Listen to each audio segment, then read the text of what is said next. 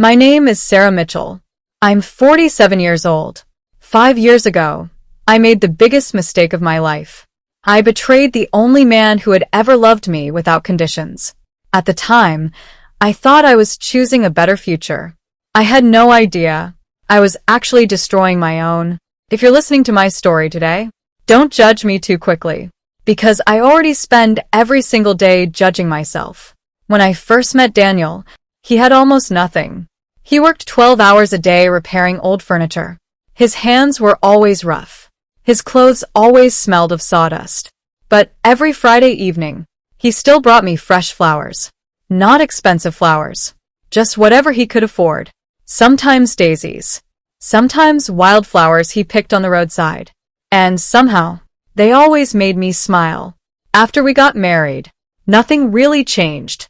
We rented a tiny little house with cracked walls and a leaking roof. Money was always short, but love never was. Daniel would wake up before sunrise. He'd make breakfast, leave sweet little notes inside my lunch box, and before leaving for work, he kissed my forehead every single morning. People used to tell me, "You found one of the good men." They were right. He never shouted, never raised his hand, never forgot my birthday, never came home drunk. He trusted me with everything. Maybe that was exactly why I stopped appreciating him. Then Ryan entered my life. Ryan owned a chain of luxury car dealerships. Everything about him looked perfect. Italian suits, expensive watches, luxury vacations. He spoke with confidence. He knew exactly what women wanted to hear. The first time he complimented me, I smiled. The second time, I waited for it. Within months, I was hiding text messages from Daniel. I told myself they were harmless. They're just conversations.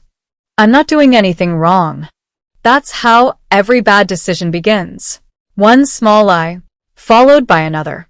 Ryan kept telling me, "You deserve more. You shouldn't spend your life struggling. You were meant for luxury." Slowly, I started believing him. Instead of noticing Daniel's love, I only noticed what he couldn't give me. Our old car embarrassed me. Our small house embarrassed me. Even Daniel's simple clothes embarrassed me. Today, I hate myself for thinking that way. One rainy evening, Daniel came home completely soaked. He had worked overtime just to surprise me. He placed a small jewelry box on the table. "I know it's not expensive," he said softly, "but I saw it last month, and I remembered how long you looked at it." Inside was a tiny silver necklace. It probably cost less than one of Ryan's restaurant dinners. Daniel looked happier giving it to me than most wealthy people look buying luxury cars. And what did I do? I forced a smile. Then I secretly compared it to the diamond necklace Ryan had shown me online the day before. That night, while Daniel slept peacefully beside me, I was texting another man. Looking back, I wasn't trapped. I wasn't unhappy. I wasn't abused. I was simply ungrateful. And that is much harder to forgive. 3 weeks later, Ryan asked me to leave my husband. He promised me everything. A mansion, luxury vacations, designer clothes, a life without financial worries. I didn't even think for very long. I walked into our living room, looked at the man who had loved me for 12 years, and told him, "I don't love you anymore." Daniel didn't shout. He didn't beg. He simply sat there, looking at the floor, for almost a full minute. Then he quietly asked one question. Was I really that bad of a husband? I couldn't even answer, because deep inside, I already knew the truth. Story continues. The divorce was finalized 2 months later. Daniel never argued, never insulted me, never tried to ruin my reputation. He simply signed the papers, wished me happiness, and walked away. I remember watching him leave the courthouse. For just a second, I expected him to turn around, to ask me to stay, to fight for us. He never did. Back then, I thought his silence meant he didn't care. Now I understand. Sometimes silence is what remains after a heart has been broken beyond words. A few weeks later, I moved into Ryan's beautiful house. It looked like something from a magazine.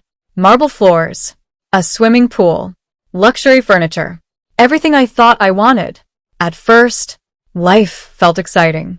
Expensive dinners, weekend trips, shopping without checking price tags. I posted smiling photos online. Everyone thought I had won. But photographs never tell the whole story. Ryan wasn't like Daniel.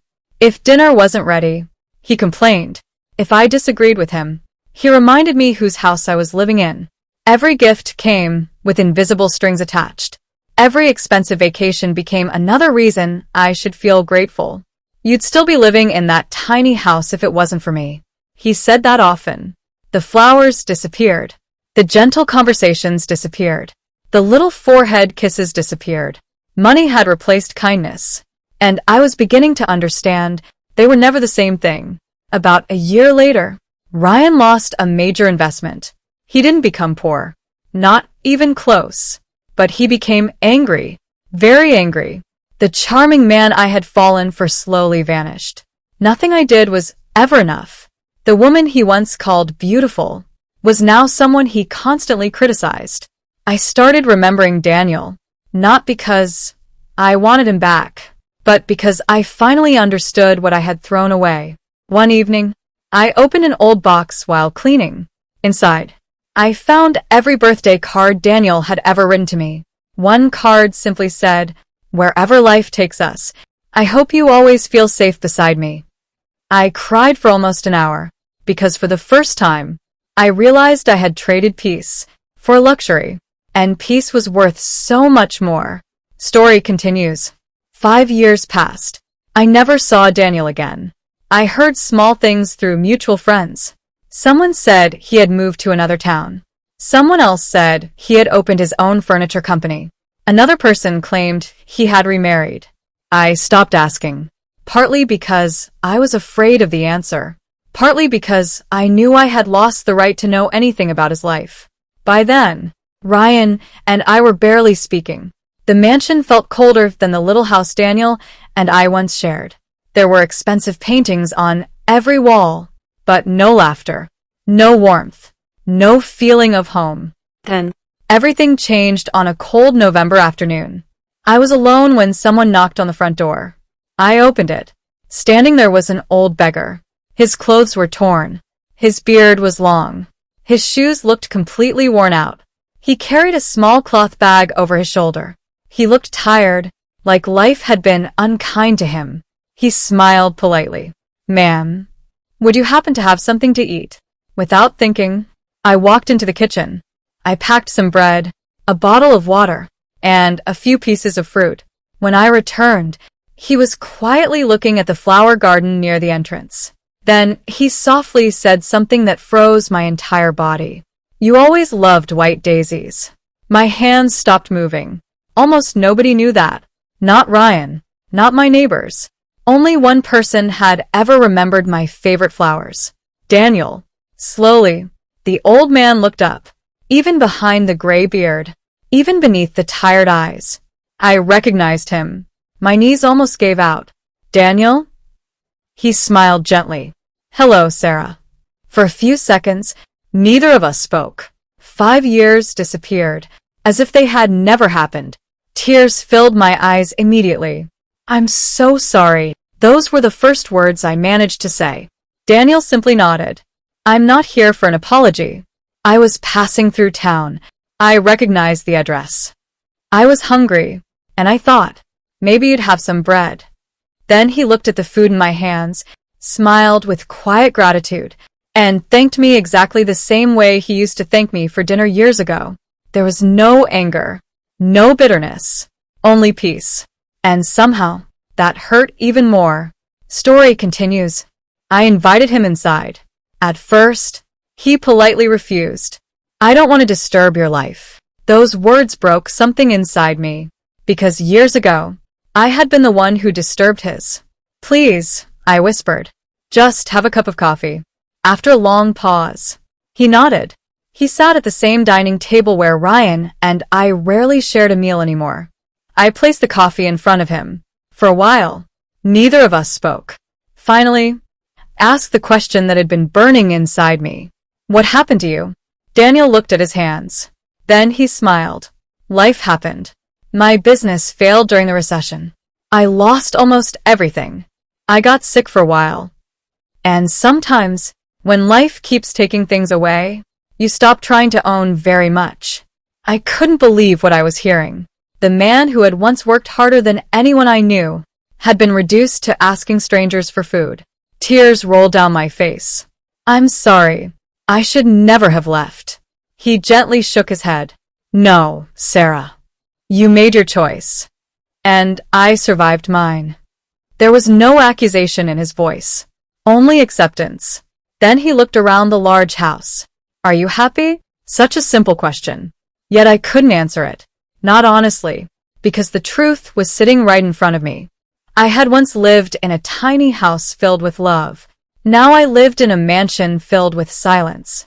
Daniel quietly stood up. I should go. Panic rushed through me. Please don't. Stay a little longer. He smiled kindly. I learned something after we divorced. Never stay where you're no longer meant to be. Those words pierced straight through my heart. As he walked toward the front door, I finally asked, Can you ever forgive me? Daniel stopped. Without turning around, he answered softly, I forgave you years ago. Not because you deserved it, but because I deserved peace. Then he walked away. I stood in the doorway, watching him disappear down the street, holding the untouched cup of coffee, realizing that the poorest man I had ever seen was still richer than me, because he had something I had spent 5 years losing. A peaceful heart. Story ends. 3 months later, I received a handwritten envelope. There was no return address. Inside, there was a single folded letter. I recognized the handwriting immediately. Daniel's. My hands were shaking before I even opened it. The letter said, Sarah, the day I came to your door, I wasn't looking for revenge. I wasn't testing you. I really was hungry. Life has humbled me in ways I never expected. But seeing you again reminded me of something important. Pain changes people. Sometimes for the worse. Sometimes for the better. I truly hope you find peace. Don't spend the rest of your life chasing forgiveness from me. Instead, become the kind of person who would never hurt someone that way again. That will matter far more. Take care. Daniel. I read that letter over and over again. Then I did something I should have done years earlier. I packed every expensive gift Ryan had ever given me. The watches, the jewelry, the designer handbags, every single reminder of the life I thought I wanted. I donated almost all of it, not because it could erase my mistakes. Nothing could, but because I no longer wanted my life to be measured by price tags. A month later, I left Ryan, quietly. There was no dramatic argument, no revenge, no celebration. I simply walked away. For the first time in years, I chose peace over comfort. Today, I live in a small apartment. I work at a local community center, helping women rebuild their lives after difficult relationships. Sometimes they ask me, what's the biggest mistake you've ever made? I always tell them the truth. I confused wealth with worth. And by the time I understood the difference, the best man I had ever known was already gone. If you're listening to my story today, please don't wait until someone is gone to appreciate them. The person who loves you with patience, respects you when no one is watching, stands beside you during ordinary days, may already be giving you something money can never buy. Real love rarely arrives wrapped in luxury. Most of the time, it arrives quietly, with tired hands, honest intentions, and a heart that chooses you every single day. Don't discover its value only after you've lost it forever.